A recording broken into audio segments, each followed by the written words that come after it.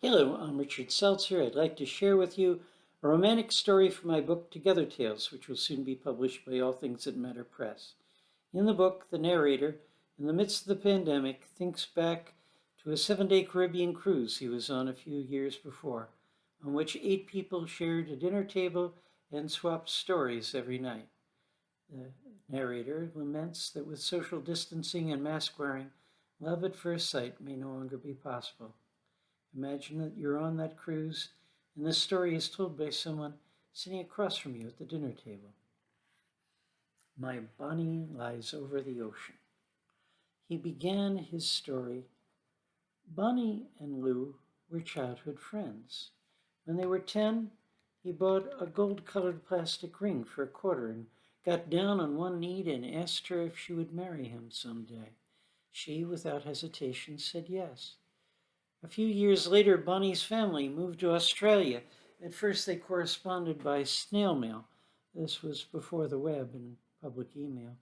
They wrote each other every day, but it took a week for the letters to arrive. The dialogue was painful for both of them, not so much keeping them in touch as reminding them of their distance, of the fact that they were growing apart, that it was hopeless to try to keep up their romance from opposite sides of the world.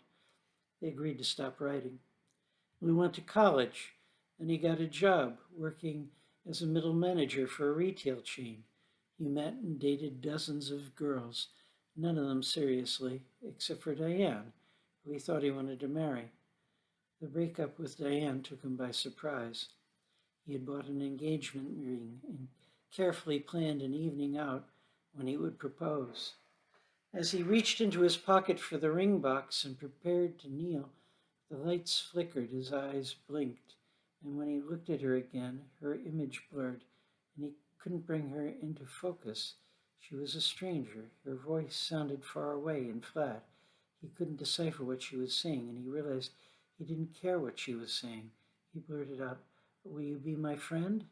instead of, "Will you marry me?" He never took the ring out of his pocket, and she, her expectations thwarted, broke up with him on the spot. Back at his apartment, he Googled Bonnie. He found her address in Sydney and learned that she was unmarried. They exchanged a few emails, but he wasn't good with words. He wanted to see her in person and see if sparks might fly. He would surprise her. He would go by cruise ship out of San Pedro, the cruise port for Los Angeles. He was afraid of flying.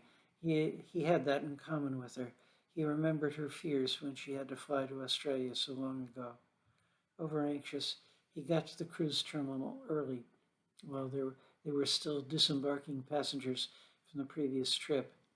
A woman leaving the terminal looked familiar.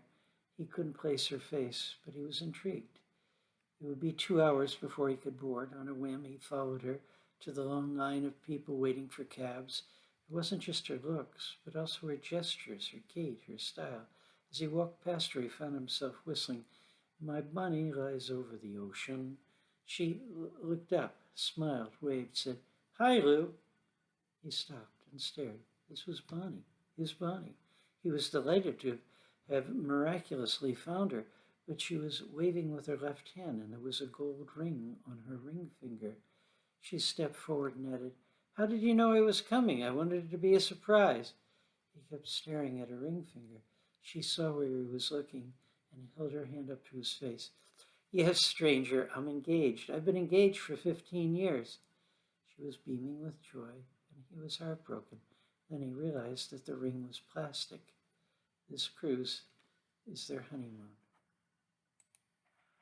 I hope you enjoyed this story. It comes from To Gether Tales, a novel of mine that will soon be published by All Things That Matter Press.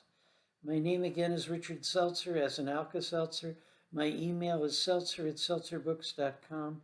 All Things That Matter Press recently published 3 other novels of mine, Parallel Lives, Beyond the Fourth Door, and Nevermind.